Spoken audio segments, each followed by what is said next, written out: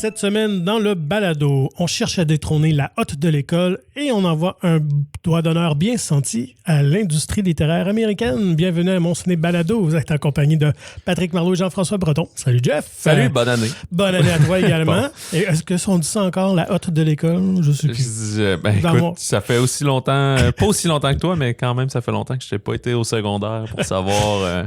On aurait dû demander aux petits jeunes qui nous entourent c'est quoi le nouveau terme à la mode utilisé. Ouais, les cool. Est-ce qu'on dit encore cool ou ça témoigne de notre âge? Probablement. Les fetch, comme on dit peut-être. Ah, c'est peut-être tu le vois, nouveau je terme. savais même pas. Bon. Ouais, c'est en lien avec le film Comment de la semaine. Se sentir vieux qu'en parlant des expressions des jeunes. Voilà.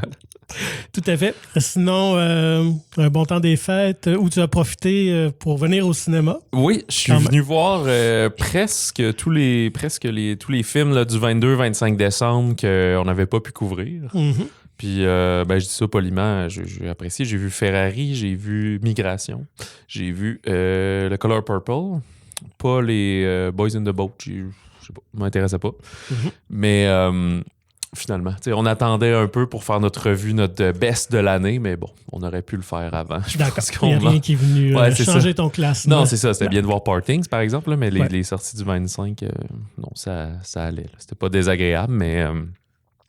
Elles ne sont pas dans mes trucs mémorables. Ouais, puis même au nouveau box-office, j'étais un peu surpris par The Boys in the Boat, qui a quand même bien fonctionné aux États-Unis. Mais il était très limité aussi, fait ouais. que ça a dû aider sa sortie. Mais je pense qu'il a rendu à pas loin de 40 millions quand même au box-office. Là, très étonnant. Ouais. Je n'ai pas vu ça aller. Je pense que c'est Ferrari qui déçoit, justement. Oui, tout à fait. Surtout... Ça reste un film... Je sais pas comment dire, un peu d'auteur dans une certaine façon. C'est un biopic, c'est pas un blockbuster. Là, mm-hmm. Et c'est pas un biopic classique non plus, comme tu disais. Non, exactement. On se concentre sur une année et tout, mais je pense qu'il s'attendait à aller jouer dans les plus de 50 millions et autres. Puis aux États, je pense qu'il était en dessous du Iron Claw, qui, lui, est un film indie biopic. Fait que vraiment, je pense qu'il sous-performe Ferrari. Oui, vraiment. Surtout, il ne gagnera pas la course. Vu son budget non plus, mais je pense que c'est pas loin de 80 millions. Là, fait que c'est quand même... Hey, pour vrai... Et toi-même, tu as dit qu'à l'écran, ça paraît pas tout le temps. Je pensais pas que c'était ça. Tu m'aurais appris que c'était 35, j'aurais fait, oui, OK, c'est ça. Ils ont bien fait avec ce qu'il y avait, mais non, ça sonne pas comme un 80. Il y a une grosse séquence d'un moment donné d'accident de voiture, puis ça a l'air d'avoir... pas eu ce budget-là, où il leur en restait plus rendu là, peut-être. Mais bref, toi, t'es-tu allé au cinéma? Non, c'est ça. Ça faisait partie de mes résolutions, de mes intentions. De pas y aller? Non. D'y aller, au contraire. Mais non, c'est ça, on a fait une petite saucette à New York pendant quelques jours.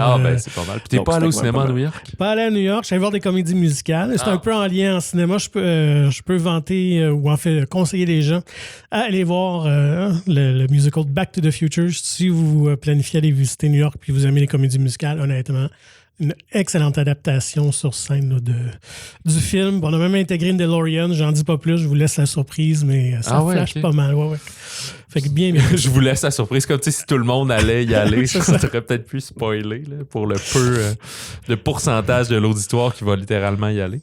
Non, mais je ne me l'ai pas fait spoiler, fait que je le ferai pas. Parce que ça vaut vraiment la peine quand même. C'est super intéressant. Puis je vais aller. Ah oui, ben là, je parlais de notre top de l'année. Ben, on va le sortir. On va l'enregistrer aujourd'hui, mais je pense qu'il va sortir après cet épisode-ci. Mm-hmm. Vu qu'on est déjà vendredi et qu'on veut recommencer à parler des sorties de la semaine. Un exercice qui est toujours dur à faire. Ça a été un peu déchirant pour ma part. Oui, puis c'est peut-être moi aussi qui a ralenti le procédé. Peut-être que tu étais un peu plus près que moi, puis j'étais comme, je sais pas, genre, top 20, là, ça serait facile, là, mais genre top 5... Ouais, à un moment donné, il a fallu que je me dise, OK, c'est ça, puis tu repenses à pourquoi. Il y a beaucoup de films que j'ai vraiment appréciés. C'était vraiment une belle année. Oui, vraiment, oui. Mais on en reparlera dans l'épisode dédié à ça, dans l'épisode spécial dédié à ça. Tout à fait. Bon, il s'est-tu passé des nouvelles là, depuis 3-4 semaines, justement? Je dirais beaucoup dans la dernière semaine. Pour moi, le temps des fêtes, tout Hollywood a fait relâche un peu. Mais cette semaine, ça y est là au toast, comme on dit. Mais en fait, je voulais revenir sur la fameuse soirée des Golden Globes qui a eu dimanche dernier. De mémoire, je pense que c'était un peu plus tôt. Peut-être que la dernière fois, ça l'était aussi, mais habituellement, c'était plus fin janvier. Bref, on a fait ça le 7 janvier, c'était dimanche le 7. Donc, sans grande surprise, Oppenheimer est sorti le grand gagnant quand même, là, avec 5 prix. Meilleur film, meilleur réalisateur pour Nolan. Quand même dur à croire que c'est son premier Golden Globe pour Christopher Nolan, quand même. Okay. Ouais.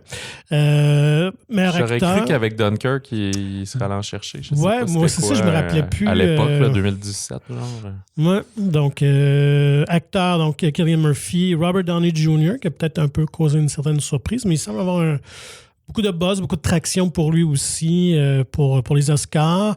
Et meilleure musique aussi pour Ludwig Göransson. Ouais.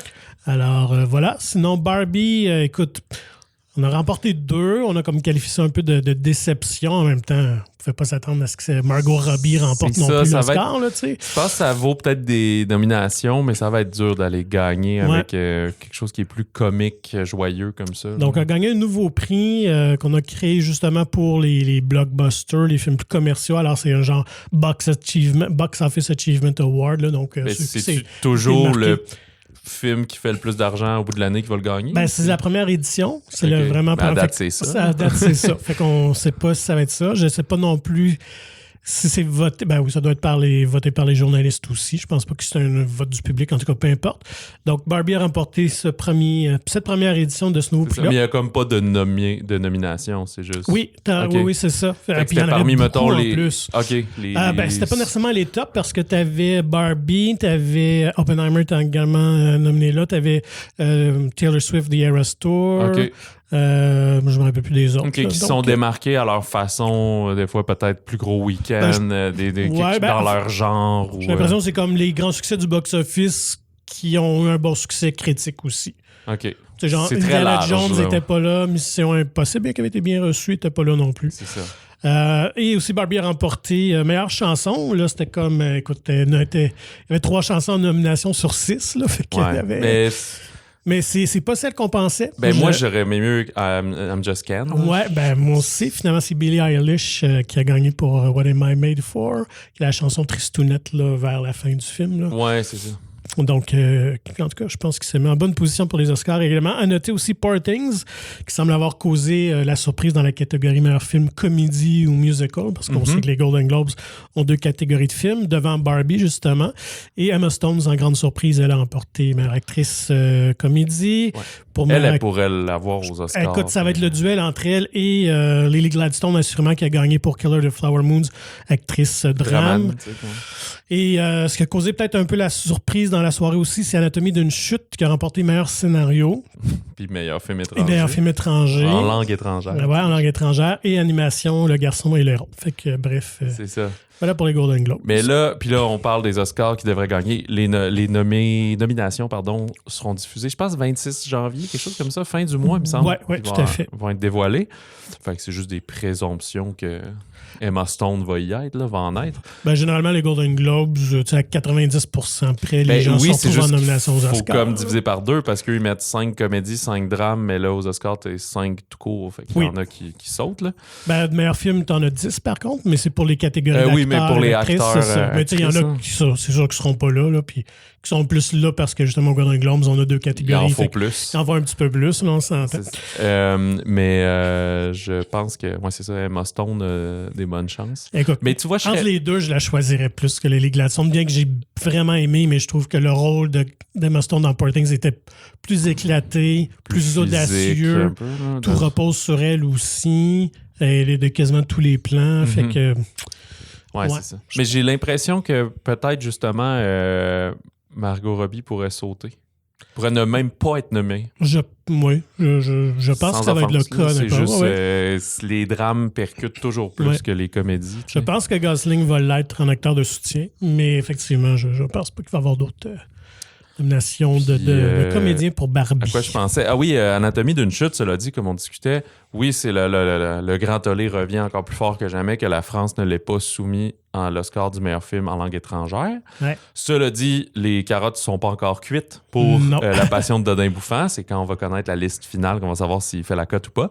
Mais le film peut quand même soumettre sa candidature dans différentes catégories et peut être retenu en scénario, en réalisation. Et même meilleur film dans la catégorie principale. Donc, ce serait quand même ironique qu'il le soit, puis que l'autre ne le soit pas retenu. Là. Ils vont se faire mettre d'en face. C'est clair. Imagine qu'il gagne meilleur film, puis que l'autre, même ça pas. Serait mais je sais pas s'il gagnerait. En tout cas, ça va dépendre quand il y aura la liste, là, mais je pense que c'est plus même un Oppenheimer ou quelque chose de plus américain là, qui va sûrement l'avoir. Là, ça avait... Quand Parasite avait gagné, on a entendu parler longtemps. Là, c'était surprenant, tu sais. C'est plus l'exception, effectivement, que la règle. Sinon, cette semaine, plusieurs nominations pour les différents galas de Guild. Donc, la Guilde des réalisateurs ont annoncé leurs finalistes. Donc, sans grande surprise, on retrouve Christopher Nolan, Greta Gerwig, Alexander Payne pour The Holdovers, Scorsese et Yorgos Lanthimos pour Poor Things. Alors, il va y avoir une espèce de...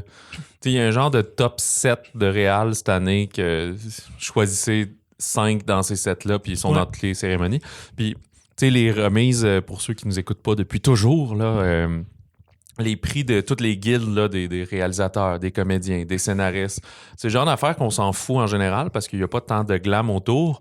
Mais toi, fin renard et fin prédicteur des Oscars, statisticien, c'est quelque chose de très important, juste de savoir qui gagne là. Ça reflète souvent là, un genre de 8 années sur 10 qui va réellement le gagner. Il y a l'an dernier qu'on s'est fait avoir, là, mais c'était l'année d'exception peut-être. Oui, avec à cause de All Quiet on the Western Front de Netflix qui était comme pas en nomination nulle part ailleurs. Puis lui aussi, c'était comme un film étranger, mais dans toutes les catégories. Puis finalement, il l'a gagné à plein d'endroits. Puis sinon aussi, parce que les autres qu'on oublie, parce que nous, on couvre juste le cinéma en salle. Là.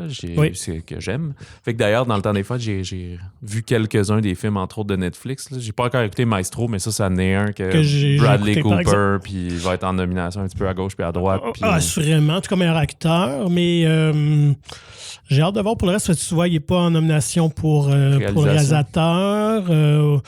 Donc, j'ai hâte de voir jusqu'où va s'inscrire, mais c'est sûr qu'esthétiquement, c'est un film qui est magnifique. Là, fait que je ne serais pas surpris de voir direction photo, conception artistique, costume là, dans ces trucs-là. Quand un film d'époque en maquillage, partie maquillage. Écoute, honnêtement, là, je dirais surtout quand il incarne le plus vieux Leonard Bernstein, là, et c'est hallucinant comment il est méconnaissable. C'est extrêmement bien fait. Parce que souvent, on se moque souvent de Tom Hanks en Colonel Parker dans Moulin Rouge, là, que c'était affreux. Pas Moulin Rouge dans, dans Elvis. Dans Moulin Rouge. Dans Elvis, alors que là, c'est tellement saisissant et réel, son maquillage là, de vieux. Là, il sera dans mon rattrapage pré-Oscar dans les prochaines semaines. Puis justement, parlant de comédiens, tu l'as mentionné, Bradley Cooper, donc en nomination, lui, pour la Guilde des acteurs aussi. Donc, on a sorti ça. Alors, je vais rapidement. Meilleur acteur, donc Bradley Cooper, Maestro. On a Coleman Domingo de Rustin. Ça, c'est le film que je sais pas c'est quoi, puis qui ramasse des nominations un petit peu à gauche et à droite. Paul Giamatti de Holdovers, qui avait remporté justement Golden Globes acteur comédie. Cillian Murphy, Oppenheimer. Jeffrey Wright, American Fiction, dont on va vous parler plus tard dans l'émission. Acteur de soutien, on retrouve Sterling K. Brown d'American Fiction aussi. Willem Dafoe, Poor Things. De Niro, Killer of the Flower Moons. Robert Downey Jr., Oppenheimer. Et Ryan Gosling, Barbie. Donc, tout ça bien du sens. Du côté des dames, maintenant, comédienne Annette Bening de Naiad. Lily Gladstone. Ça, je sais pas c'est quoi. Je l'ai vu passer, je sais pas c'est quoi ce film-là. Ouais, mais non plus. J'ai aucune. Jodie Foster aussi qui est dedans, de mémoire, c'est ça. Ça doit être un film de plateforme, mais je sais pas quel. Puis... donc, Lily Gladstone, Killer of Flower Moons. Carey Mulligan pour Maestro. Margot Robbie, Barbie. Emma Stone, Poor Things. Et actrice soutien, Emily Blunt, Oppenheimer. Danielle Brooks de Color Purple. Ça a été une surprise. Penelope Cruz, Ferrari. Jodie Foster pour Naiad. Et Divine Joy Randolph, The Holdovers, qu'on peut tout de suite lui donner. Elle, je pense qu'elle va. Ouais, elle l'a gagné au Golden Globe aussi, je crois. C'est ça. Fait qu'elle va cruiser jusqu'aux Oscars. C'est assurément ce qui va arriver. Donc, voilà pour les différentes nominations de la semaine. Puis, puis là, nous, c'est parce qu'on parle du côté cinéma, mais chaque fois dans ces catégories-là, il y a aussi dans ces cérémonies-là, la télé, mini-séries, longues séries. Sitcom, comme on dit. C'est ça, exact. Là, ça dure pas juste 20 minutes comme cérémonie. Là. Faites-vous en pas, c'est long. Mais ils sont pas télédiffusés d'habitude, ces affaires-là, je pense pas. Non, c'est ça, c'est quand même assez, comme tu dis, trop niché. Si les Golden Globes ont failli être cancellés, imagine juste les syndicats des techniciens sonores, là, leur remise de prix à eux. Là. Grande heure d'écoute sur NBC. C'est ça, meilleur son dans un format publicitaire télé de moins de 30 secondes. Là. C'est comme, ouais. C'est ça. Hey, moi, j'aurais envie de parler que ça se concrétise, là, ça s'en vient. 28 années plus tard, 28 years later, Alex Garland, qui d'ailleurs nous offre ce printemps le film Civil War, Guerre civile, qui scénarise et réalise. Mais lui, on oublie qu'avant de commencer à réaliser des films, dont Ex Machina, il était juste, entre guillemets, un scénariste. Oui. Puis le scénariste attitré de Danny Boyle, quand même. C'est ça, parce qu'il avait fait La Plage, il a fait, entre autres, 28 jours plus tard. C'est ça le premier? Ouais. Trainspotting aussi. Puis moi, vraiment, des petits bijoux, si vous n'avez pas vu ce film-là, c'était le premier de Danny Boyle, si ma mémoire est bonne, c'est Shallow Grave, Petit meurtre entre amis, avec Ewan McGregor, qui était aussi son premier film, juste avant Trainspotting. Vraiment un beau petit film noir à voir. Shallow Grave, retenez ça. Fait que, bref, le duo Garland au scénario et Danny Boyle à la réalisation reviendrait pour, après avoir eu 28 Days, il y a eu 28 Weeks, puis là, on serait 28 Years, donc 28 années plus tard. Film de zombies, dans le fond, là, qui se passait, qui nous avait fait connaître, entre autres, Cillian Murphy, justement, dans le premier. Puis, je pense que c'est pour les de zombies qui courent aussi. Oui, c'est ça. Ils sont pas lents et stupides, ils sont agressifs et rapides. Vraiment un cool film. Et puis peut-être un des, en tout cas, premiers au mainstream britannique, dans le fond. Il n'était pas américain. Non, exactement, c'est ça. Fait que ça, c'était super. Et sauf que là, on n'est pas en tournage, on est plus, c'est écrit, on est au moment du pitch pour avoir des investisseurs, des producteurs.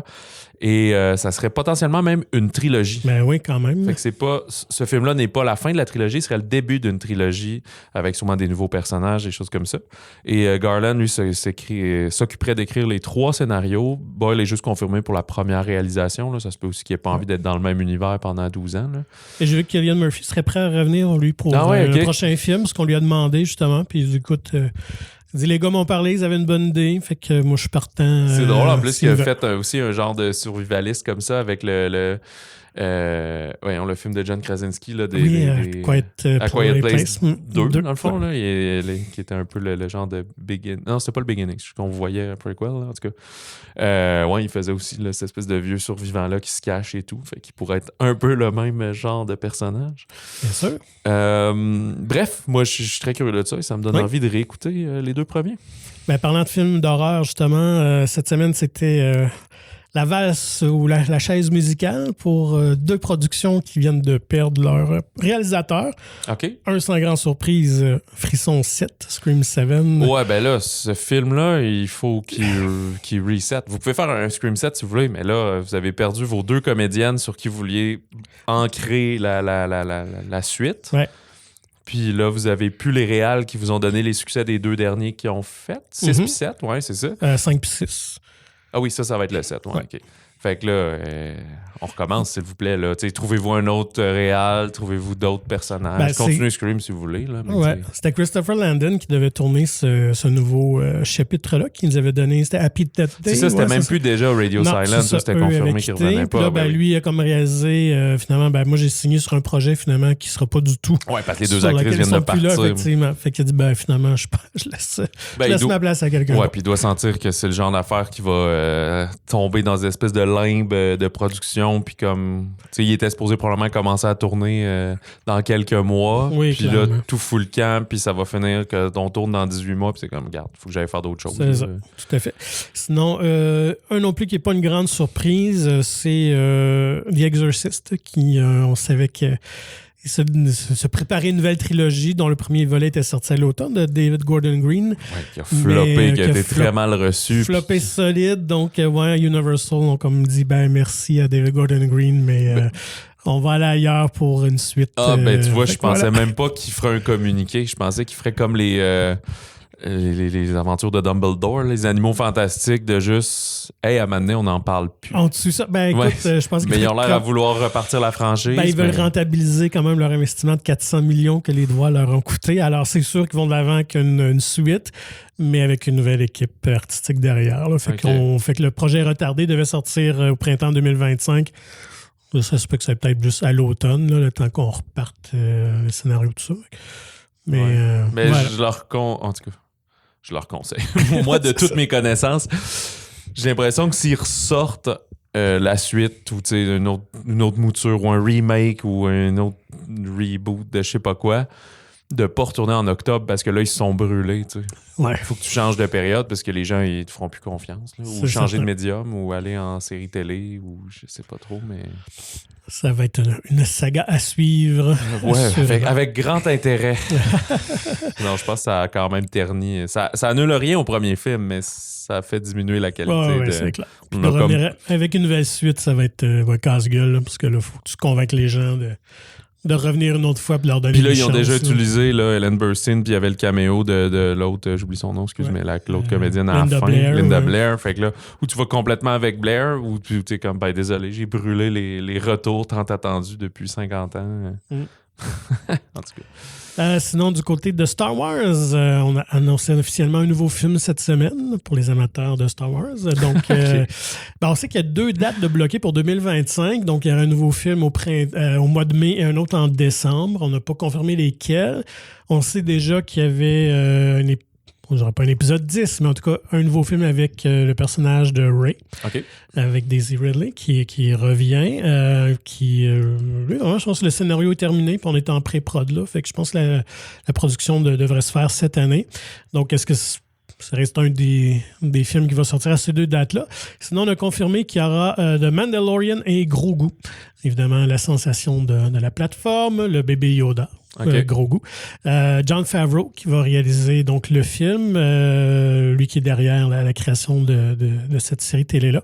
Par contre, on a confirmé quand même qu'il y avait une 4e saison aussi en préparation, donc ce ne sera pas une finalité nécessairement au personnage.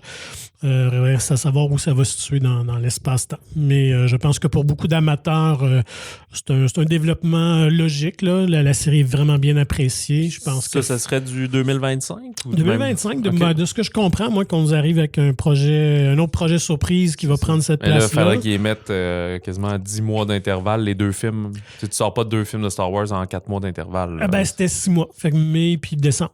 OK. Même, je trouve ça serré. Moi, je trouve ça... je sais que c'est les 2 grosses périodes, mais... De la même année, moi aussi, je trouve ça audacieux. Honnêtement, je ferais 18 mois, moi. Je ferais comme un été, ou un Noël, puis l'autre été, ou l'été. Puis ou 2 mois de mai, je comprends qu'ils veulent, peut-être. puis le temps passe vite, puis etc., mais... Ça se nuit un peu. Mais la dernière année qu'ils ont fait ça, effectivement, c'était Solo qui en avait souffert, qui était sorti. Ouais, mais là, c'est pas à cause de la date. Tu vois, il avait sorti au 6 mois ou il avait sorti en 18 mois? 6 mois. Ouais, c'est ça, exact. C'était peut-être trop tôt. C'était trop tôt, puis il y a eu d'autres problèmes. Ouais, c'est sûr. Puis je pense que le film intéressait moins les gens aussi, mais bref. Donc, on va pouvoir voir les aventures du Mandalorian au grand écran. Et dernière nouvelle, parce qu'on en avait beaucoup quand même, Tom Cruise qui signe une entente avec les studios Warner. Alors, on sait que Tom Cruise il ne quitte pas. C'est quand même curieux. Donc, même si Tom Cruise est pratiquement toujours affilié avec Paramount, là, je pense que 80% de ses films, c'est avec ce studio-là. Il n'avait jamais de bureau nécessairement avec Paramount. Donc là, il va vraiment avoir ses bureaux. Avec Warner sur le lot. Donc, il va vraiment développer des projets pour eux, mais n'a pas d'entente d'exclusivité, parce que souvent, ça va être ça quand un producteur, un comédien, tout ça, signe une entente de production, c'est que pas tous les projets peuvent être faits, mais ils ont un droit de refus. Fait que s'ils veulent développer quelque chose, ils l'offrent à Warner en premier. Exemple, c'est avec Warner. Puis s'ils veulent pas, ils ont la liberté de le magasiner ailleurs. Alors, il n'y a même pas ce genre d'entente-là. OK, fait qu'il pitch ce qu'il veut. Il pitch ce qu'il veut, mais il peut aller développer d'autres trucs ailleurs. C'est quand même drôle d'entente, là, mais je pense qu'on veut juste avoir le brand de Cruise, puis je pense que Warner sont fiers de l'annoncer. Mais ce qui est quand même ironique, 2 jours plus tard, c'est ça, OK. On annonce qu'il y a un Top Gun 3 en développement avec Paramount, c'est ça.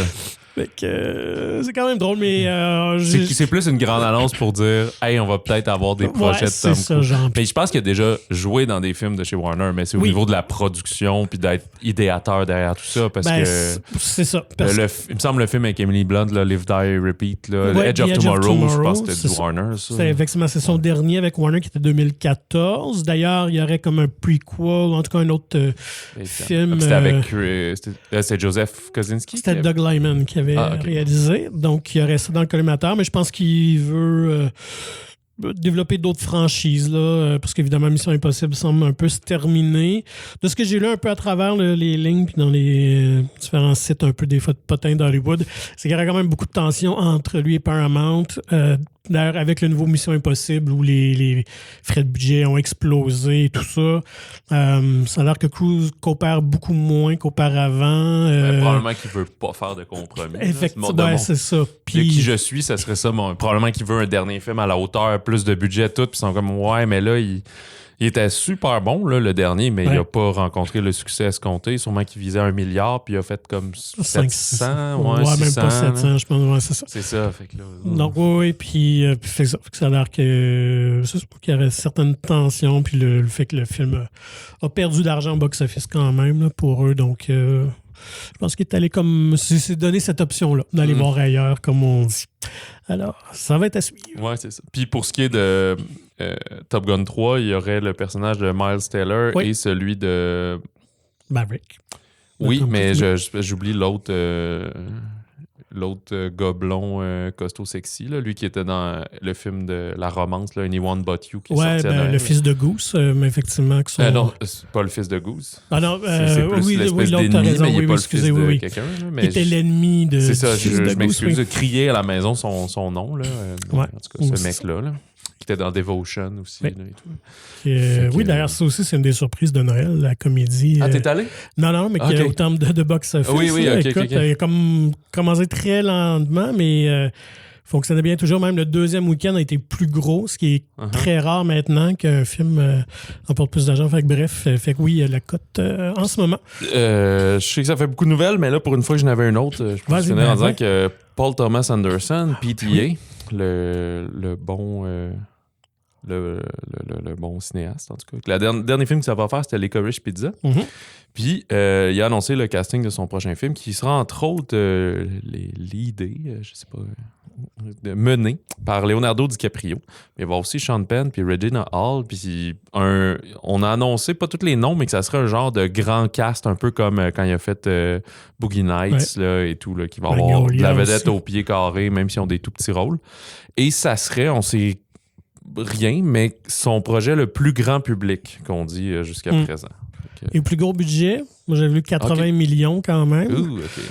Mais on dirait qu'il y a comme une strate que, et c'est basé sur rien, mais on voit moins de films à, mettons, 40 ou 50. T'sais. Il y a comme du moins de 30, moins de 20, plus petite production, puis rapidement, on tombe dans 70 en montant, dès que... Eux, ça, c'est Paul Thomas, on le verra, mais il travaille beaucoup en décor réel, en lieu physique. Fait que s'il veut beaucoup d'endroits, des chars d'époque, on sait pas, peut-être qu'il fait ça, c'est ça, dans les années 70, 80, 60, puis c'est comme où la facture explose. Il fait beaucoup de films justement un peu plus d'époque, là, moins contemporains. Donc, j'ai hâte de voir, mais est-ce que ça semble un peu le projet vaniteux dont beaucoup de réalisateurs sont cassés la gueule dans les dernières années. Ouais, on pense à Babylon, Fablemans. Ouais. Mais lui, Licorice Pizza, c'était basé sur un peu sa jeunesse à lui. Puis c'est un qui a bien marché. Il avait rapporté une trentaine de millions de dollars quand même, en pandémie et tout. Là. Mais tu sais, c'était pas un film, je pense, qui avait coûté si cher non plus. Là. Fait que j'ai hâte de voir. Mais ça reste que c'est un des auteurs américains quand même... les plus intéressants. Mais je pense que pour la production puis tout, c'est un film fort, c'est un film à un Oscar bait et tout là, fait que on le fait pas juste pour le box-office. C'est quand même bien que ces projets-là existent. C'est prestigieux encore avec son nom là, c'est ça. Écoute, bande-annonce, il y a quelques jours, un petit teaser, il y a quelques jours, je pense que c'est hier en fait, un teaser du biopic Back to Black sur la vie d'Amy Winehouse qui fait partie du triste club des 27. Ah oui. Qui sera réalisé par Sam Taylor Johnson. Donc, elle est sa propre personne, mais c'est la femme de Aaron Taylor Johnson, entre autres, qui a réalisé plusieurs films, dont 50 Shades of Black. Ah oui, OK. Of Grey, excuse, 50 Shades of Grey, je mets avec Back to Black. Fait que dans les nuances de gris et de noir, sa spécialité. Mais c'est des faces qu'on connaît pas tant, là. Marissa Abella, Jack O'Connell, un nom qui est dans le couple d'affaires, mais pas... Plus de la télévision britannique, là, de ce que j'ai pu voir rapidement sur Wiki. Fait que, écoute, moi, je suis quand même curieux de voir. C'est une artiste que je connaissais, mais sans plus. Je connaissais quelques-unes de ses tunes, mais que j'écoutais pas. Son deuxième album, Back to Black, justement, était un super... Très iconique. Iconique. Puis, dans mon souvenir, elle n'a pas eu le temps d'en faire un troisième. Puis, c'est décédé après celui-là. Il y avait le premier, Friends, je pense. Frank, ouais. Puis... c'est avec lui que sa célébrité a vraiment explosé. Puis, je pense qu'elle a eu beaucoup de misère à gérer tout ça, je pense. Puis je crois des problèmes conjugaux, là, je sais pas, là, je veux pas mettre des mots, dépendance affective ou des affaires ou un chum pas fin ou des trucs comme ça, mêlés avec la drogue, l'alcoolisme, la célébrité. Fait que tout ça a dégénéré. Il y avait eu un que j'ai pas vu, mais à ce qu'on dit, un excellent documentaire sur elle qui s'appelait Amy, je dirais 2014-2015 à peu près. Je me demande s'il avait pas gagné des prix à l'international là, dans le documentaire, ou peut-être même l'Oscar du meilleur documentaire. Je ne me souviens pas, mais je me souviens que ça avait été bien accueilli, puis en même temps, il y avait beaucoup d'images de footage de ramasser à gauche puis à droite, puis là, on disait justement, les parents accusaient qu'il fallait pas faire ce film-là, puis blablabla. Fait que, quand ça choque la famille, c'est qu'il y a peut-être des affaires un peu vraies dedans, ou qu'on manipule puis que ça paraît mal, mais bon. C'était le buzz d'il y a presque 10 ans. Voilà, puis je suis surpris que tu l'aies même pas vu. Abigail, parce qu'on en parlait, le nouveau film d'horreur de Radio Silence, donc Matt Betty, Nelly Alpin et Tyler Gillett. Ça va sortir le 19 avril avec Melissa Barrera. Ben oui. Qui l'ont traîné avec eux. Dan Stevens, Catherine Newton et là, j'aurais aimé ça que tu le vois pour que tu vois sa face. Kevin Durant va être là-dedans. C'est qui Kevin Durant? C'est le gars que je te disais qui commande quand... c'est un acteur canadien qui aime le Canadien de Montréal puis il commande quand Cole Caulfield fait début sur Instagram. C'est une comédie d'horreur, dans le fond, plus horreur, mais avec un ton léger, là, mettons, pas une parodie d'horreur. C'est du monde qui se font engager pour capturer une jeune fille, une jeune ballerine, puis la mettre, l'enfermer dans un manoir, puis la personne qui les engage pour ça dit « Gardez-la 24 heures, puis nous, comme ça, on va avoir la rançon parce que c'est la fille de quelqu'un de super riche. » Sauf que ce qu'ils réalisent rapidement, c'est qu'en fait, ils se sont fait avoir, puis c'est une jeune vampire, puis c'est plus un jeu que elle ou ses parents, je sais pas trop, font organiser ça, puis là, eux, ils se retrouvent coincés là-dedans. Puis il y a une quote dans Bande-annonce où elle dit j'aime jouer avec ma nourriture et tout. Là. Fait qu'ils sont, c'est ça, là. 4-5 badass qui se font avoir par une jeune vampire ballerine ensanglantée. Fait que, d'où le côté un peu comique, puis mais horreur quand même. Je pense qu'il va y avoir un petit peu de démembrement et de je vais aller voir ça avec 19 avril, c'est ça. Puis pour Back to Black, ce serait le 10 mai, avec des films du printemps. C'est tout. Il y a eu une bande-annonce aussi de First Omen, en parlant de franchise d'horreur et de remake. Et tout. Qui se déroule avant, là. C'est un préquel. Ouais, c'est un préquel. La malédiction, le commencement. Écoute, ça me dit rien. J'ai pas vu The Omen. L'original, c'est le petit garçon avec le tatou 666, qui était le fils du diable. Ah, c'est... Damien, ouais, c'est ça. Bon, fait que ça va être quand sa mère accoucha de lui, là, j'imagine. Ça va être ça un peu. Ouais, parce que dans le fond, il est adopté dans... selon la bande-annonce, on voit que c'est plus un peu à la Rosemary's Baby, là, une femme enceinte qui se fait manipuler ou sur le seuil, par exemple, là, des affaires comme ça. Ouais. Fait que ça aussi, c'est genre 5 avril. Là, fait que je pense qu'autour de Pâques, on veut des films d'horreur religieux et le mythe des vampires, des affaires de même. Fait que, on passe-tu au nouveauté de la semaine? Allons-y. Est-ce que tu fais le méchant ou... Ouais, allons-y avec... non, allons-y dans le léger avec Mean Girls, la comédie musicale de Samantha Payne et ça, Arturo. je voulais dire méchant de ados. Ouais. Tu fais le méchant, c'est méchant de ados. Ah, d'accord. Pas le film est méchant, mais bref. Mais là, c'est pas un film de 2004, ça? Qu'est-ce qui se passe? Effectivement. Veux-tu nous mettre en contexte? Effectivement, oui. Alors, comédie culte pour une génération. Un peu l'équivalent de mon Breakfast Club. Je pense que Mean Girls, c'était vraiment une comédie pour ados qui était quand même assez acerbe pour le temps, là, écrite par Tina Fey de Saturday Night Live, évidemment, qui a fait la série Third Rock from the... 30 Rock, c'est ça. Donc, qui racontait justement l'histoire d'une ado qui était comme on dit, qui a fait l'école à la maison, qui intègre le secondaire, puis qui va voir que c'est une jungle et va faire partie de la petite clique, en fait, des hots, des ados un peu bitch et tout ça. Donc, et qui avait surtout fait connaître Lindsay Lohan à l'époque. La fille qui était déjà vedette avait connu quelques succès quand même de Parent Trap avant. C'est plus des films un peu Disney. Mais moi, c'était sa grosse période, Lindsay Lohan, mais qui a révélé Rachel McAdams, par exemple. Bon. Ouais. Qui Amanda Seyfried. Amanda Seyfried, c'est son premier film même. Donc, puis c'est ça. Puis écoute, au fil des années, c'est ça, c'est un film qui est devenu culte. Donc, on en a tiré une comédie musicale sur Broadway, toujours écrite par Tina Fey, mise en musique par Jeff Richman, qui est son mari. Quand même. Okay. Ben ouais, fait que. Belle complicité. Ouais, lui, il s'est occupé de la musique pendant longtemps à Saturday Night Live, mais il se connaissait même d'avant, a travaillé sur 30 Rock, donc a suivi toujours un peu Tina Fey. Donc, une pièce qui a bien fonctionné à Broadway, qui avait été en nomination pour plusieurs Tony Awards, qui a fermé malheureusement à cause de la COVID. En fait, la pièce a débuté en 2018. Joué jusqu'en 2020 avec la COVID, comme beaucoup de pièces de Broadway, n'a pas survécu malheureusement au retour. Donc, on ne l'a pas ramené, tourné un petit peu. Là, je joue présentement en Angleterre ou doit réouvrir en Angleterre en 2024. Fait que ça va peut-être revenir en Amérique. Fait que là, on a finalement décidé d'adapter le Mean Girls, mais de Broadway, la comédie musicale. Donc, soyez avertis, il y a des chansons. OK. Puis, est-ce que je me trompe ou même à la base, c'était un livre? Oui, c'est tiré d'un livre de non-fiction, donc c'est pas un roman, c'était vraiment un essai qui parle de l'adolescence, puis des clics, des trucs comme ça, puis Tina Fey s'en a juste inspiré dans le ton un peu. C'est plus un based on qu'une adaptation. Oui, tout à fait, là, c'est ça. Fait que bref, Tina Fey est encore derrière tout ça. Oui. Fait que, ben écoute, si vous l'avez vu, moi je me souviens, c'était en 2004, fait que j'avais 18 ans à peu près, puis ce film-là était marquant pour nous. Là. C'était pas pour les 12 ans. Là. Non, c'est vraiment... Je l'ai vu sur le tard, probablement plus en DVD ou en VHS, là, deux ans plus tard. Là. Je me souviens pas être allé le voir au cinéma, mais je me souviens qu'à l'école, 18 au cégep, là, puis tout le monde parlait quand même de ce film-là à cette époque-là. Moi, c'est à part Jenna Fisher, connue de The Office, qui fait la mère de la jeune fille. Tina Fey revient. Il y a Busy Phillips, qui est un visage connu de ma génération, qui a joué... je me souviens plus, mais une couple de films, là, des Judd Apatow, là, puis des affaires comme ça, étaient là-dedans aussi. Dans Freaks and Geeks, par exemple, elle jouait là-dedans. Tim Meadows est un visage connu aussi des séries d'humour et tout. Ben, c'est un ancien de Saturday Night Live qui était dans l'original aussi. Donc, lui et Tina Fey reprennent vraiment leur rôle.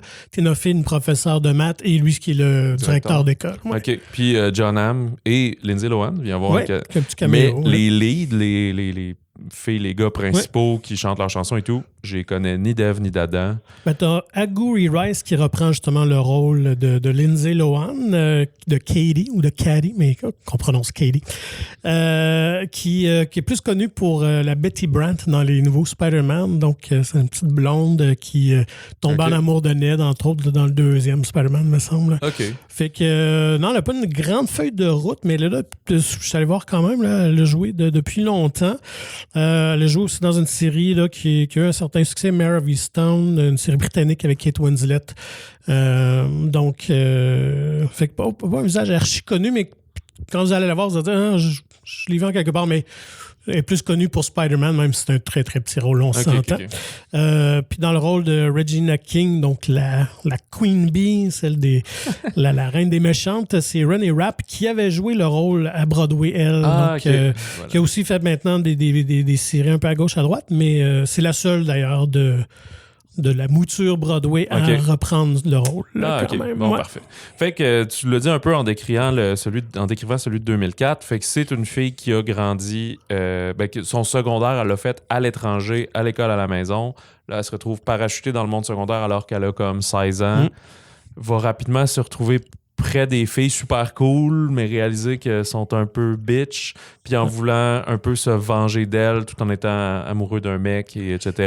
Elle va réaliser qu'elle tombe un peu dans le même piège que ces filles-là, puis devenir une mean girl. Parce qu'elle elle tombe en amour avec l'ex de la hotte, puis elle, ça la fait chier. Fait que pour se venger un peu, va reprendre ce gars-là juste pour la manipuler. Pour la manipuler, puis... c'est ça. Puis là, elle va vouloir se venger. Fait que les coups bas vont être tout permis à ce moment-là.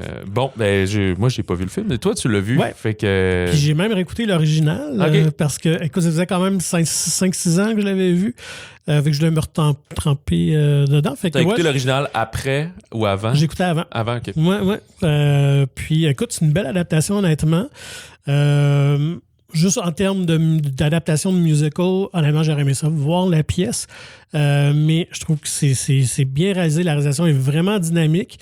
On voit qu'il y a quand même 20 ans d'écart aussi. Là, fait que la réalisation est différente déjà. Parce que en regardant l'original, qui s'écoute encore très bien, mais on sent que le rythme est plus lent. Là. On commence à être déjà à une autre époque, 2004-2020, c'est fou. Là. Donc, c'est très rythmé.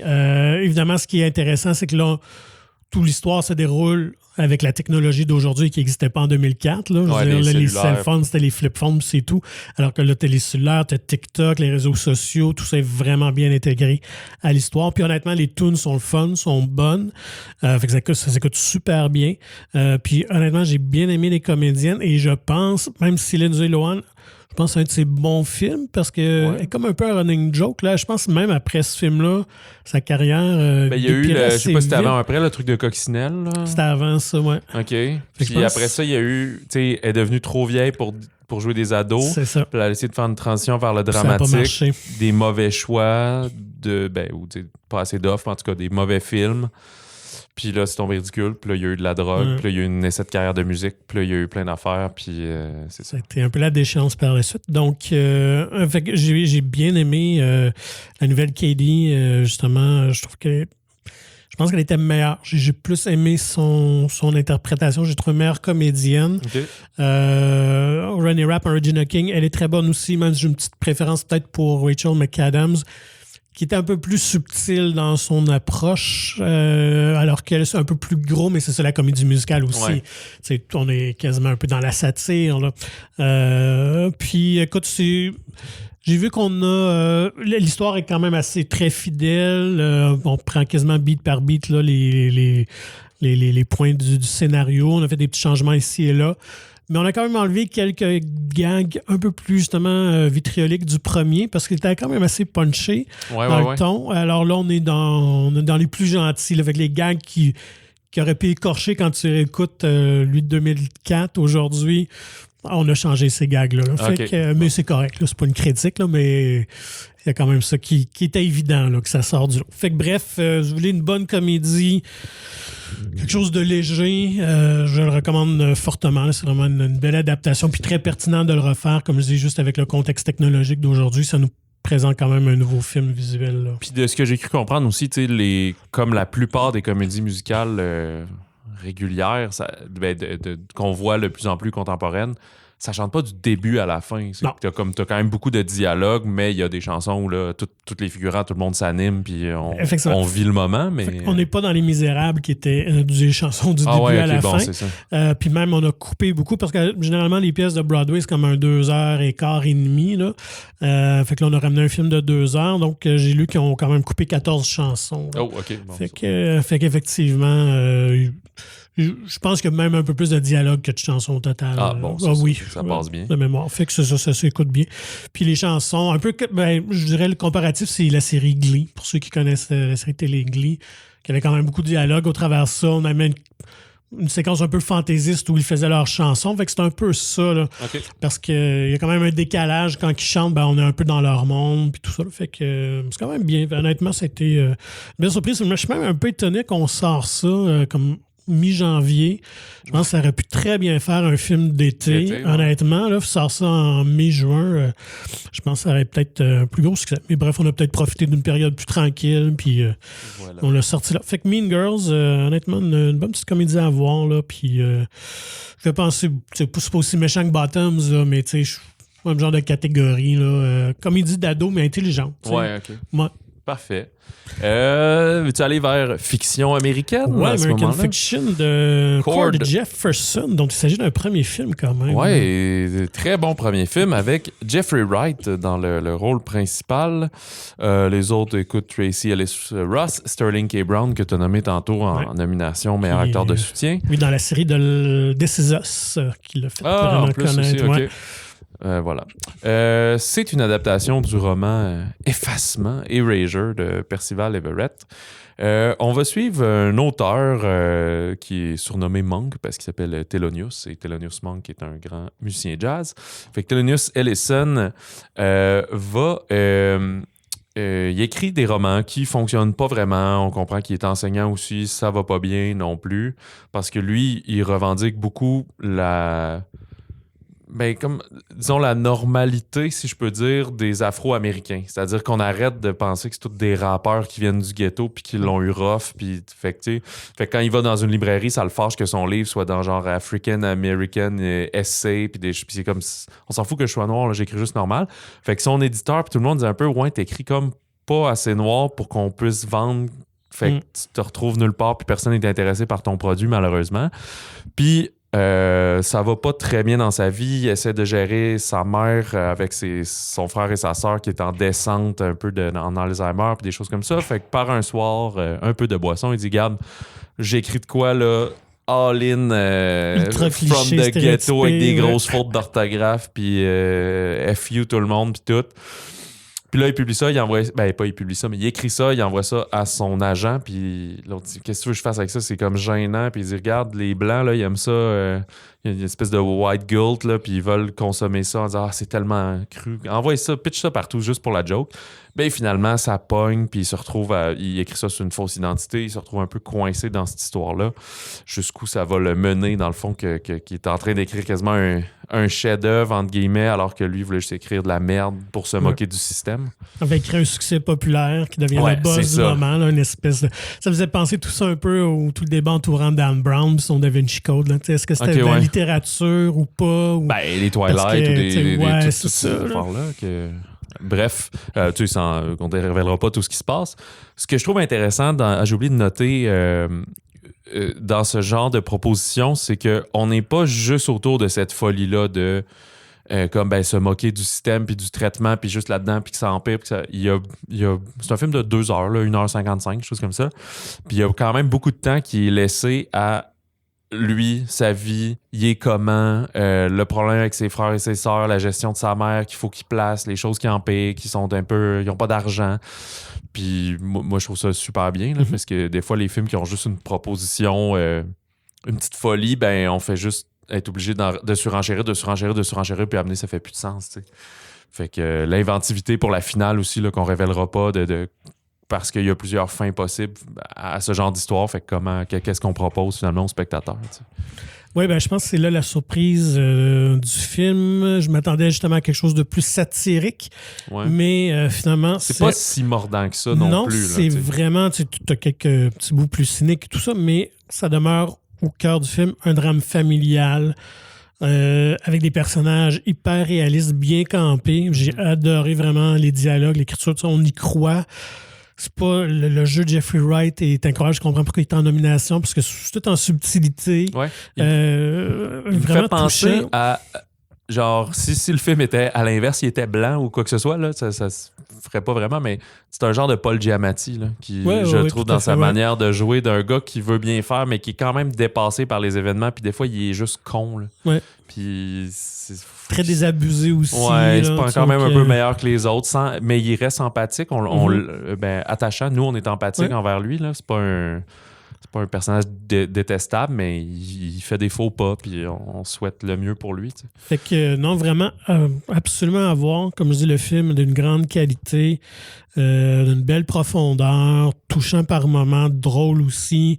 Si vous aimez l'humour un peu grinçant ou on aime ça critiquer la société, là, c'est un film qui est excessivement d'actualité. Là, fait que le mouvement woke puis les trucs comme ça, c'est intéressant. On comprend que le livre et le phénomène, il en compare d'autres de fiction là, dans le récit, mais on se moque aussi du système, en fait. Là, là, on est dans le monde littéraire, mais ça pourrait être dans le monde du cinéma aussi, l'espèce de le concept du blockbuster, puis qu'il y a du monde qui sont genre... Ben là, c'est du best-seller, dans le cas. C'est comme, hey, ton livre, on le sent que ça va vendre, puis dans le fond, c'est une machine à argent. Là. On aime ça, pas parce que c'est bon, on aime ça parce que le monde va aimer ça. Puis au final, personne ne sait pourquoi on aime ça parce que c'est là, parce que c'est la saveur du moment, parce que c'est ça que les gens recherchent, fait qu'on donne ça aux gens, donc ils cherchent pas autre chose parce que c'est ça qu'on leur donne. C'est toujours l'équilibre entre l'art et le produit, parce que nécessairement ces gens-là, oui, ils veulent publier de l'art, mais ils sont là pour faire de l'argent aussi. Personne ne veut perdre de l'argent au bout du compte. Là. Fait que tout ça, c'est des facteurs. Fait que non, c'est très nuancé, honnêtement. Ce qu'on comprend, c'est que son personnage, ben, c'est bien pieux de dire j'aimerais ça pas être riche, mais pouvoir gagner ma vie en publiant des choses intelligentes et profondes. Mais il y a une analogie dans le film amené qui présente de, tu peux faire des produits de consommation puis des produits nichés, puis t'es pas obligé de faire juste un ou juste l'autre, tu peux faire tout, là, tu sais. Fait que on dirait que même au niveau de la création puis de l'art, il y a des réflexions intéressantes là-dessus, dans un ton quand même assez léger, là, finalement. Là. C'est pas, pas un drame, là. C'est vraiment une comédie dramatique, tu sais. Oui, non, tout à fait. D'ailleurs, le film avait gagné le prix du public au Festival de Toronto, au TIFF à l'automne dernier, fait quand même, c'est pas peu dire. Puis moi, honnêtement, là, je lui dessinerais l'Oscar du meilleur film. C'est ça. Là, ça m'a de loin beaucoup plus touché qu'Oppenheimer. Je trouvais que c'était un côté feel-good en quelque part. T'as le sourire tout le long, mais t'as comme je dis, des moments touchants. Je trouve que le réalisateur, écoute, vraiment, là, est à surveiller. Je trouve que j'ai bien hâte de voir, mais d'ailleurs, je suis allé lire un petit peu, puis quand même un scénariste qui avait gagné un Emmy pour Watchmen, qui était comme une suite... Cord Jefferson? Oui, Cord Jefferson, c'est ça, vous êtes partie d'équipe de scénaristes de Watchmen, qui était comme une suite hypothétique à la bande dessinée, surtout plus qu'au film, là, mais qui avait quand même surpris par son propos, puis justement qui traitait beaucoup de la question raciale, ça qui était au cœur de cette série-là. Donc, je pense que c'est une thématique qui aime bien exploiter.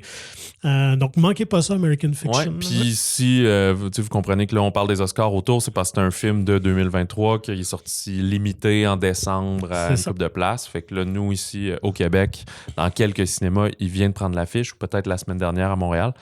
Mais c'est ça. Moi, je trouve que c'est vraiment une des belles perles qui s'écoute super bien. Il y a réflexion, mais ça te fait pas sentir mal ou quoi que ce soit. Je trouve ça super bien. Là. Moi, je qualifie vraiment un film intelligent. Ouais, c'est ça. C'est carrément ça. On ne prend pas le spectateur pour un idiot, puis tout est fait avec soin, précision et qualité. Voilà.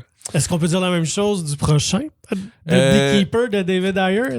En tout cas, The Beekeeper, le personnage principal dont le nom m'échappe, Clay quelque chose, Adam Clay, je sais plus, joué par Jason Statham. Lui, il agit avec précision et doigté. Là, on a-tu droit à un Jason Statham plus Fast and Furious ou Jason Statham plus Expendables là, dans l'échelle des Statham? Où tu le situes? Ni un ni l'autre. Okay. Je t'explique. The Beekeeper, le nouveau film d'action de David Ayer, lui qui est derrière des bons films puis des moins bons films. Fury, End of Watch, c'était quand même des perles intéressantes, mais le mauvais Suicide Squad, pas celui de James Gunn. Il y a Jason Statham dans le rôle principal. Josh Hutcherson est là également, lui qu'on a vu. Ça faisait extrêmement longtemps qu'on l'avait pas vu, et 2 films en quelques mois. Là, il était dans le film d'horreur Five Nights at Freddy's. Et Jeremy Irons aussi qui est là-dedans. Est-ce qu'il fait le méchant britannique? Non, je te dirais que le méchant, c'est plus Josh Hutcherson. Mais Jeremy Irons est comme son bras droit qui doit le protéger ou quelque chose comme ça, là, un peu là, de service de protection et d'intelligence là, connecté avec la CIA et des affaires de même. C'est un scénario de Kurt Wimmer qui est un gars de film d'action, qui a fait Salt, Ultraviolet, des propositions un peu différentes. Equilibrium, c'était lui. Ça fait très longtemps qu'il écoute des films, qui écrit des films. Il a fait aussi plein de remake de Point Break, de Children of the Corn, de Total Recall, de l'affaire Thomas Crown. Il y a beaucoup. C'est un scénariste prolifique d'action. Fait qu'il est en terrain connu, il n'y a pas de problème là. Fait qu'il y a le personnage de Jason Statham, pour te dire, il n'est pas en mode Fast and Furious ni Expendables parce qu'il n'est pas drôle. Le film Hutcherson, il y a des affaires qui peuvent être un peu drôles, mais non, c'est ça, il est très sérieux. Lui, on comprend qu'il y a des skills. Il était pour une agence un peu qu'on va apprendre à connaître qui est genre de Hive. Ils sont des beekeepers. Il est un beekeeper, c'est un gardien d'abeilles, là, dans le fond. Là. J'oublie comment on appelle ça. Apiculteur, ça? Non, ça, c'est les pommes, mais ça ressemble à ça. Mais... Acériculteur. Oui, acériculteur, je pense que c'est ça. Fait que littéralement, il s'occupe d'abeilles parce que comme un peu, il était là-dedans, puis maintenant qu'il est à la retraite, ben, il s'occupe d'abeilles. Il est recueilli par une gente dame que elle, sa fille, est rendue loin. Fait qu'il loue un espace dans la grange, vit paisiblement et l'aide dans ses corvées. Sauf que cette bonne dame va se faire flouer sur Internet, un pop-up apparaît, j'ai votre ordi brisé, appelez ici. Puis là, cette gente dame va téléphoner et donner ses accès parce qu'on dit qu'à distance, il faut l'aider et perdre tout son argent, incluant de l'argent d'une charité qui s'occupait. Et va mettre fin à ses jours dans ce désespoir-là. Alors lui, notre personnage de cette dame, va vouloir la venger. Sauf qu'en faisant ça, va révéler qu'il était, de par ses actions, qui appartenait à une super unité spéciale, un peu à la Jason Bourne, là, off-grid, que personne n'est au courant. Fait que ben, ça va déferler sur lui les gens qui vont essayer de se protéger, le FBI qui va rentrer là-dedans, la CIA qui va checker ça. Tout le monde est après lui, mais c'est une machine de guerre et tout. Fait que dans le genre, je dirais quand même poliment que c'est un peu comme... Tu sais, il y a énormément de films d'action qui se font, des straight-to-DVD, des genres de TV-movie et tout. On est un petit peu au-dessus de tout ça. C'est-à-dire que c'est un peu ce genre de film-là, mais vraiment bon. Fait qu'il mérite sa place au cinéma. Mais c'est pas vraiment bon. C'est pas John Wick, là. Tu sais, il amène pas quelque chose de nouveau sur la table. Comme je vais reprendre les paroles de Mediafilm, ils disent c'est pas un film qui réinvente la roue, mais c'est un film qui fait très bien tourner la roue. Okay. Fait que c'est ce genre... J'appelle ça un film de papa. C'est un film d'action avec des vedettes, mais qui sont quand même à leur meilleur dans un scénario qui leur permet ça. Fait que moi, j'ai passé un bon moment en l'écoutant. Il y a des bonnes séquences d'action, mais il n'y a pas c'est ça, c'est pas John Wick. Là. Il n'y a pas des grandes chorégraphies d'action interminables. Elles sont vraiment bonnes, celles qu'ils ont là, mais les scènes durent 1 minute 10. Là, et tout, fait que moi, j'ai trouvé ça super divertissant. C'est quand même mon plaisir coupable. C'est ça que j'ai découvert un peu cette année. On a la chance avec notre travail de pouvoir écouter énormément de films, de prendre le temps d'en faire, d'avoir accès à des salles de cinéma. Puis au cinéma, j'adore écouter des excellents films, Anatomie d'une chute, puis des films étrangers. On parlera dans quelques semaines de La salle des profs qui représente l'Allemagne dans le meilleur film étranger, puis des choses comme ça. Mais chez moi, je suis pas capable d'écouter ces films-là. On dirait qu'il y a trop de distractions. J'ai tout le temps, un peu le temps. J'écoute mes films en 3 soirs différents. Fait que j'écoute énormément d'action puis d'horreur poche, des vieux films, des So Bad It's Good. J'écoute des films, mais j'écoute pas des bons films chez moi. Fait que j'étais content d'avoir un sur grand écran comme ça, d'une shot, dans le cellulaire fermé. J'ai passé vraiment un bon moment, mais il y a quand même une touche sérieuse. C'est pas un blockbuster, c'est pas le Statham de The Meg 2 qui dit des jokes. Puis, il est beaucoup là parce que c'est lui un peu le protagoniste, c'est lui qui veut venger. Puis on est de son bord parce que c'est super cruel de juste flouer des personnes âgées. Puis eux, on les voit dans leur salle de contrôle où... ils sont devant des ordis, puis c'est un centre d'appel, mais tu sais, tout le monde est sur la coke, style Wall Street un peu, puis c'est comme yeah, on l'a. Tu sais, c'est clair qu'ils ont dû s'inspirer de Le Loup de Wall Street de Scorsese, là, quand il booste son équipe au début, come on, puis on y va. Ben, tu sais, Hutcherson, puis les gérants d'équipe sont comme de même, là. Fait que c'est comme yes, on fait de la grosse argent, alright, tu sais. Faut rester devant vos ordis, il faut atteindre 1 million, blabla, mais en flouant des personnes âgées à travers l'Amérique, tu sais, ou le monde. Fait que c'est sûr qu'on trouve que c'est tous des salauds, tu sais. Mais tout ça va révéler aussi des choses cachées, et encore plus, et qui est derrière tout leur stratagème et tout. Fait que très simpliste dans sa façon, c'est ce que vous pensez que c'est, mais c'est bien fait dans sa manière. C'est bien pour ce que c'est. Voilà. Dans les autres sorties de la semaine, il y a le drame social Rien à perdre, qui est aussi un premier film, parce qu'on en a quelques-uns cette semaine, de Delphine Delogec, un film français qui met en scène Virginie Efira, qui joue le rôle d'une mère monoparentale qui est serveuse dans un bar, donc qui travaille de soir, de nuit. Elle a un garçon d'à peu près 17-18 ans, puis l'autre qui est beaucoup plus jeune, 9-10 ans, mettons. Peut-être même non, plus jeune que ça, peut-être plus 8 ans. Puis pendant qu'elle est au travail un soir, le jeune de 8 ans va se réveiller la nuit, vouloir se faire des frites, se brûler avec de l'huile, Il n'arrive pas à rejoindre la mère, fait que là, le grand frère amène l'autre à l'hôpital, puis on fait, OK, tout est beau, finalement, il n'y a pas de danger. Mais là, rentre en ligne de compte, la DPJ, mais française, là, je ne sais plus, mais la protection de la jeunesse aussi. Puis dans le fond, ils vont juger que la mère est comme pas apte à s'occuper des enfants, fait qu'ils vont saisir le plus jeune garçon, l'autre, elle peut le garder parce qu'il est comme presque adulte. Puis en disant, c'est juste pour 2 semaines. Puis là, elle se retrouve rapidement dans ce processus-là où le 2 semaines devient plus longtemps, avoir son enfant très peu, mais là, il faut qu'elle change de job. Puis elle se retrouve vraiment coincée là-dedans. Puis c'est vrai, tu sais, son personnage, c'est pas une junkie, c'est pas une alcoolique, c'est juste qu'elle travaille de soir, monoparentale, d'habitude, tout va. Elle donne beaucoup d'autonomie à ses enfants. Puis son plus jeune est quand même... Écoute, il n'y a pas de diagnostic, mais c'est un enfant difficile. Là. C'est un enfant spécial. D'une certaine manière, il pique des crises, des choses comme ça. Fait que là, on dirait que le fait qu'il est éloigné empire la situation. Elle, c'est une espèce de mère courage qui tu sais, la fameuse... voyons, comment ça, quand un parent est tout seul, là, j'ai oublié l'expression... Qui est tout seul. Qui n'a pas de conjoint, là, un parent qui est monoparental, c'est ça, qui travaille fort pour offrir à ses enfants. Son plus vieux, il étudie en musique. C'est comme, OK, tu vas faire de l'art, c'est bien correct, c'est ça qui te passionne, puis on drive ça, puis tout. Puis à un moment donné, on y enlève l'enfant. Puis plus elle veut prouver qu'elle est intense puis que c'est une bonne mère, on dirait que ça empire la situation parce que de l'autre côté, tout le côté... bureaucratiques, c'est dès qu'ils voient un petit quelque chose, on n'est pas sûr, on aimerait mieux prendre parce que tu comprends qu'ils veulent pas prendre de risques avec la sécurité des enfants. C'est bien fondé, mais tu as quelqu'un qui est en vie puis qui veut que les choses avancent puis prouver que c'est correct, puis versus, il y a un juge qui va vous rencontrer dans 4 mois, puis même dans un groupe de soutien à capote, ça fait 12 ans, vous autres, que vous essayez de revoir votre enfant, c'est débile, t'sais. Puis elle est comme, je suis pas drogué, je suis pas rien, c'est comme, qu'est-ce qui se passe, tu sais? Fait que, bref, ça s'appelle Rien à perdre, ça avait été présenté à Cannes dans la section Un certain regard. Écoutez, c'est un pléonasme de dire que Virginie Efira est excellente dans le film, est toujours super bonne. C'est quasiment aussi un pléonasme de dire qu'on va la voir nue. Puis le film dit rien de ça, s'enligne pas là-dessus, puis à un moment donné, une shot de poitrine. OK, excusez, mais c'est un film français, fallait, je sais pas trop, là. Et voilà. Mais c'est drôle parce qu'à une époque, c'était vraiment chose courante. J'ai l'impression qu'aujourd'hui, ça l'est moins, mais pas dans son cas à elle. Ouais, c'est ça. C'est plus parce que, on dirait que je le mentionnerais pas, mais ça a comme pas rapport dans le film, puis soudainement, ça te surprend parce que justement, il y a du monde qui sont après elle, puis elle flash ses seins pour que les gardiens, les policiers, ils touchent pas. Okay. Fait que nous aussi, ça nous fait, hey, what the fuck, j'ai pas vu ça aller. C'est ça. Fait que c'est des super bons dialogues, très humains, très proches. Fait que, une petite perle là, qui, dans quelques cinémas qui sera pas là très longtemps, Rien à perdre. Que je vous conseille. Et aussi un drame français, La Petite, de Guillaume Niclou, mais qui met en scène Fabrice Lucchini, qui est un bien-aimé du public québécois et du public français aussi.